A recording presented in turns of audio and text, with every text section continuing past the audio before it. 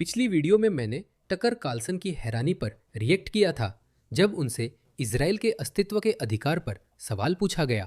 अब देखें कि मेहदी हसन इस सवाल को कैसे खारिज करने की कोशिश करते हैं कि क्या इजराइल को अस्तित्व का अधिकार है। वही तर्क बहुत बेवकूफ़ी वाला है, लेकिन आप जानते हैं मेहदी हसन हमेशा खुद को बहुत चालाक दिखाने की कोशिश करते हैं। इसी वजह से ये और भी मजेदार होने वाला है। मैं दशकों से कट्टर ज़ायनिस्टों, इजरायलियों और उसके समर्थकों से बहस कर रहा हूं और बातचीत हमेशा एक ही मुद्दे पर रुक जाती है। क्या आप इजराइल के अस्तित्व के अधिकार का समर्थन करते हैं या नहीं? आप सबने ये लाइन पहले भी सुनी होगी, है ना? इसमें कुछ भी गलत नहीं है। आमतौर पर अगर आप इजराइल के अस्तित्व के अधिकार का समर्थन नहीं करते तो आप चरमपंथी हैं, आप यहूदी विरोधी हैं। अगर आप अमेरिका के अस्तित्व के अधिकार का समर्थन नहीं करते तो आप अमेरिका विरोधी पूर्वाग्रही हैं।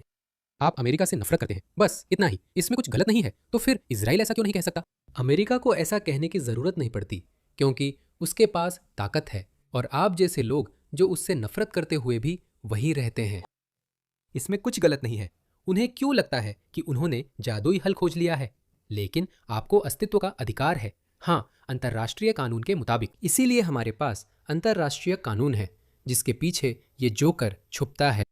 इजराइल और दसियों लाख इजरायली यहूदियों को मिटाने के लिए। सही। ये बात इजराइल के कई आलोचक भी जल्दबाजी में मानते हैं। हाँ, मैं इजराइल के अस्तित्व के अधिकार का समर्थन करता हूं, पर इस पर झुकने की जरूरत नहीं। अगर आप इस आदमी जैसे सच्चे कट्टर इस्लामवादी हैं तो जान ले कि इसने how to win every single argument किताब लिखी है। ठीक है, कितना बेवकूफ़ी भरा तर्क है। ये बकवास तर्क कैसे है? चलिए सुनते हैं। वो बकवास तर्क। आप में से कुछ लोग जानते होंगे कि मैंने बहस पर एक किताब लिखी है, और अगर आप नहीं जानते थे तो अब आप जानते हैं। और आज मैं आपके साथ 3 तर्क साझा करना चाहता हूं जिन्हें आप इस्तेमाल कर सकते हैं अगर आप खुद को ऐसी बहस में फंसा पाते हैं जिसमें कोई आपसे इजराइल के अस्तित्व के अधिकार को मान्यता देने की जिद करता है। यहां बताया गया है कि आप उनके तर्क को कैसे गलत साबित कर सकते हैं। अब समय है सच्चाई सामने लाने का। नंबर 1, अस्तित्व का अधिकार। यह अधिकार वास्तव में कहां लागू होता है? इजराइल ये एकमात्र देश है जो अपनी सीमाएं परिभाषित नहीं करता। आप चाहते हैं कि मैं... ये सही नहीं है। आपका क्या मतलब है?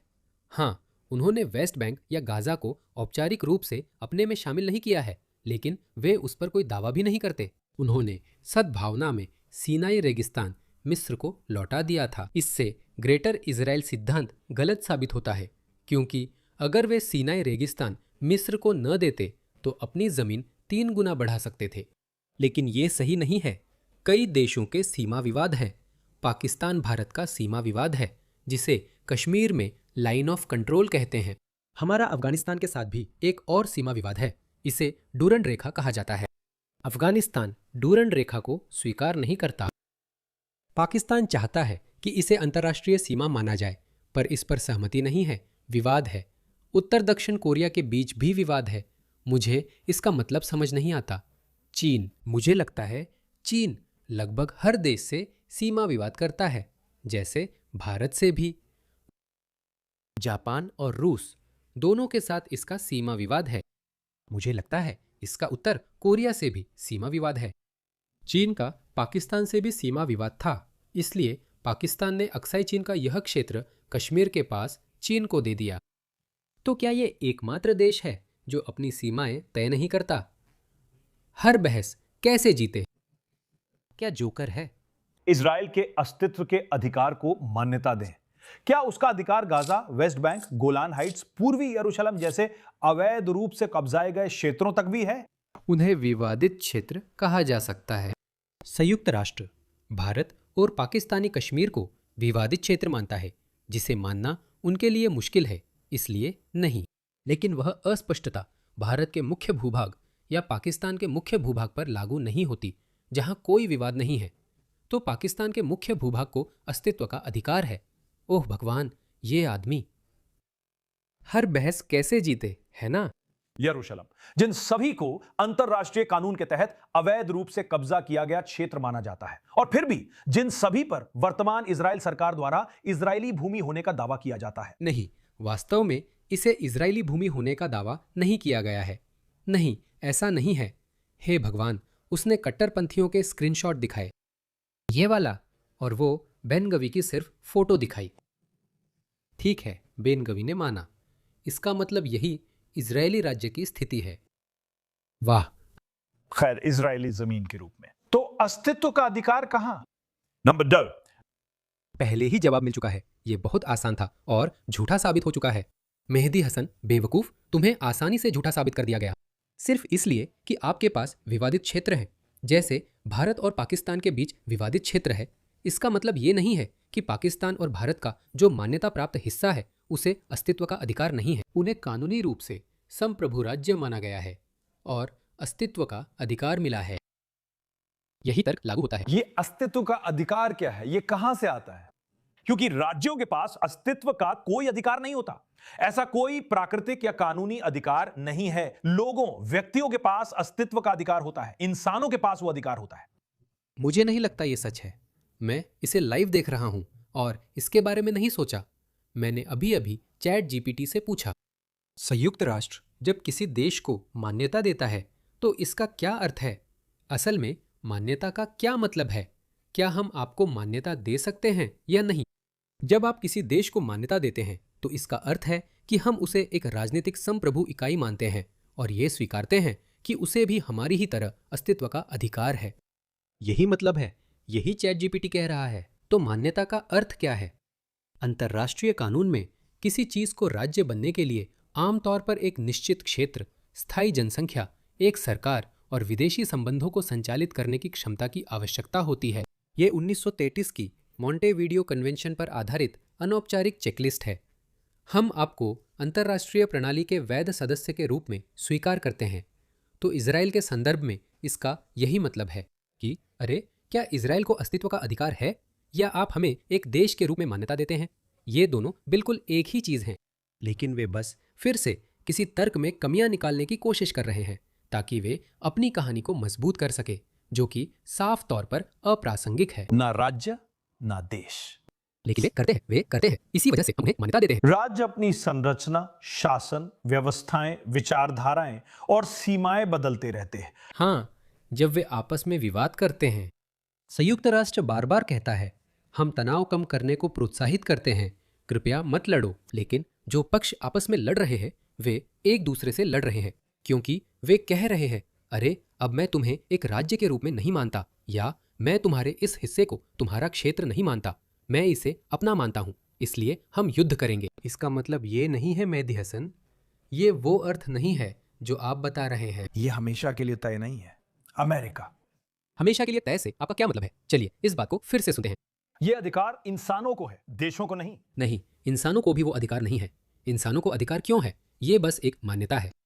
अधिकार का अर्थ है मान्यता, यही इसका मतलब है। देश नहीं। राज्य अपनी संरचना, अपनी शासकीय व्यवस्थाएं, अपनी विचारधाराएं, अपने शासन बदलते रहते हैं। उनकी सीमाएं हमेशा बदलती रहती हैं, वे हमेशा के लिए स्थिर नहीं होती। यूएसएसआर, रूस और 14 अन्य राज्यों में बंटा युगोस्लाविया भी टूट गया। हाँ, ये सर्बिया, बोस्निया, क्रोएशिया आदि में बंट गया। चेकोस्लोवाकिया भी स्लोवाकिया और चेक गणराज्य में बंट गया। यूएसएसआर के अस्तित्व का अधिकार क्या हुआ? हाँ, था। यूएसएसआर के पास अस्तित्व का अधिकार था, लेकिन इसका मतलब यह नहीं है कि आप पतन या पड़ोसी देशों के युद्धों से सुरक्षित हैं। इसका यही मतलब नहीं है। अस्तित्व का अधिकार आपके रुख की घोषणा है। क्या आप इजराइल राज्य को मान्यता देते हैं? उनका मतलब और मायने एक ही है। युगोस्लाविया या चेकोस्लोवाकिया। सोचिए, क्या यूनाइटेड किंगडम को अस्तित्व में रहने का अधिकार है? हाँ, और अगर ऐसा है तो क्या इसका मतलब है कि स्कॉटलैंड उदाहरण के लिए कभी भी स्वतंत्रता के लिए वोट नहीं कर सकता? क्या हम स्कॉट्स से कहेंगे कि आप यूके से अलग नहीं हो सकते, भले ही आपने यूके से स्वतंत्र होने के लिए जनमत संग्रह में वोट दिया हो? हाँ, यही होगा। नहीं, अंतरराष्ट्रीय समुदाय यह नहीं कह सकता। संयुक्त राष्ट्र इसमें शामिल नहीं हो सकता क्योंकि यह घरेलू मामला है। इंग्लैंड और स्कॉटलैंड के लोग ही इसे सुलझाएं, यही इसका मतलब है। यूके को अस्तित्व का अधिकार है। ओह भगवान! यूके के अस्तित्व के अधिकार के खिलाफ जाना बिल्कुल नहीं। यूके से आजाद हो जाओ, माफ करें, आप नहीं जा सकते। ये यूके के अस्तित्व के अधिकार के खिलाफ होगा। जैसा मैंने कहा, अंतर्राष्ट्रीय समुदाय कुछ नहीं कर सकता, इसलिए हमारे पास अंतर्राष्ट्रीय पुलिस नहीं है। हर बार जब अमेरिका देखता है कि कोई गंभीर अन्याय हो रहा है तो वही बुरा बन जाता है और आप हमें भी नापसंद करते हैं। इसलिए मुझे लगता है ये आपको खत्म करने का अच्छा मौका है। बिल्कुल नहीं, लोगों के अधिकार हैं। स्पष्ट रूप से कहूं तो देशों के अस्तित्व का कोई अधिकार नहीं है, ना ही उनके बने रहने का कोई अधिकार है, बिल्कुल भी नहीं। आपके लिए कहना आसान है क्योंकि आपके देश को कोई खतरा नहीं है। बिल्कुल भी नहीं। और तीसरी बात जो कि कम महत्वपूर्ण नहीं है, अगर जैसा कि वे दावा करते हैं अस्तित्व का अधिकार है, तो क्या फिलिस्तीन को भी अस्तित्व का अधिकार है? ये फैसला करना आपका अधिकार है। कुछ लोग ऐसा सोचते हैं, लेकिन मैं वास्तव में उनमें से नहीं हूं। मेरा मानना है कि 2 राष्ट्र समाधान होना चाहिए और बात खत्म होनी चाहिए। मुझे पता है कि ऐसा नहीं होगा। वे मानते हैं कि आगे और मांगे होंगी। मैं दूसरे पक्ष की दलील भी समझता हूं, लेकिन नहीं, यही तो विवाद है जीनियस। यही असली विवाद है। इजरायली कहते हैं कि हम फिलिस्तीन को संप्रभु राष्ट्र का अधिकार नहीं मानते क्योंकि वे इजरायली क्षेत्र पर हमला करेंगे। यह उनकी अधिकतमवादी स्थिति है और वे यही मानते हैं।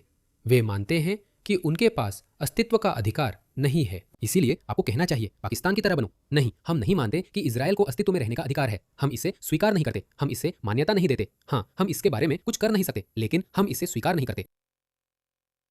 उनका यही मतलब है। मुझे लगता है वे मान्यता के मुद्दे में उलझे हैं और उन्हें लगा कि जब आप किसी चीज को मान्यता दे देते हैं तो फिर आप एक दूसरे से युद्ध नहीं कर सकते। हाँ, आप एक दूसरे से युद्ध कर सकते हैं क्योंकि उस समय आप अंतर्राष्ट्रीय कानून को निलंबित कर रहे होते हैं। आप सामान्य नियमों और विनियमों को निलंबित कर रहे हैं। आखिरी बार मैंने देखा इजरायल एक संप्रभु देश है जो नक्शे पर अपनी घोषित न की गई सीमाओं के साथ मौजूद है। संयुक्त राष्ट्र में इजरायल एक पूर्ण सदस्य देश है, ना कि फिलिस्तीन। और वैसे संयुक्त राष्ट्र में फिलिस्तीन के पूर्ण संप्रभु सदस्य देश के रूप में अस्तित्व के अधिकार को अमेरिका ही रोक रहा है। जैसा कि मैंने कहा, यह बिल्कुल ठीक है क्योंकि वे इजरायल से सहमत हैं और नहीं मानते कि फिलिस्तीन को अस्तित्व का अधिकार है, क्योंकि इससे इजरायल में आतंकवाद बढ़ेगा जिसे हम मान्यता देते हैं। तो क्योंकि हम मान्यता देते हैं, इसलिए हम यह सुनिश्चित करेंगे कि वह देश अस्तित्व में बना रहे। यह बहुत सीधा सवाल है मेहदी हसन। आपको इसे स्वीकार करना चाहिए। आपने कहा आपको अस्तित्व का अधिकार नहीं है क्योंकि हम आपको मान्यता नहीं देते। मैं इस्लामिस्ट और जिहादी हूं। अगर आप वोक लेफ्ट के हैं तो आप भी कहते हैं कि मुझे नहीं लगता आपको अस्तित्व का अधिकार है क्योंकि आपने फिलिस्तीनियों से वो अधिकार छीना। आप यह रुख ले सकते हैं, इसमें दिक्कत नहीं। यही आपका लिटमस टेस्ट है। देखते हैं आप कौन हैं, वोक पागल या जिहादी इस्लामिस्ट। अगर आप साधारण पश्चिमी व्यक्ति हैं तो कहेंगे हाँ, इजराइल को अस्तित्व का अधिकार है। यही आपका रुख है। तो मेहदी हसन, सही मतलब एक राज्य को मान्यता देना है, जैसे हमने कई राज्यों को दी है। मुझे नहीं पता कि आप इसका बाकी हिस्सा सुनना चाहते हैं या नहीं। ये बहुत लंबा है, तो चलिए इसे यही खत्म करते हैं। हाँ, बहुत बेवकूफ़ी है, मुझे नहीं पता। क्या ये तर्क है? ये आदमी सोचता है हर बहस कैसे जीते। हे भगवान, क्या मूर्ख है।